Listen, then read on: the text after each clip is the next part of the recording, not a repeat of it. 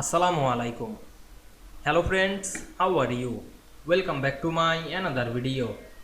In this video, I am going to show you how to add dash border to text in Affinity Publisher. Let's get started. Firstly, go to a blank page. Then go to the tools section and select the frame text tool. Draw a text frame to this page. Then write anything into the text frame. Now we can see we insert a text. Now we want to add outline dashes. Select the text. Firstly, click and drag on our mouse and go to the window menu.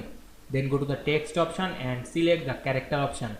Then enable the decoration and choose the outline color. Now I am select the red color outline and choose the style and increase the white to this outline. Then select the dash. Then click outside of the page. Now we can see we insert dash outline text very easily. I hope you enjoyed the video. Please like, comment, share and subscribe my channel. Thanks for watching.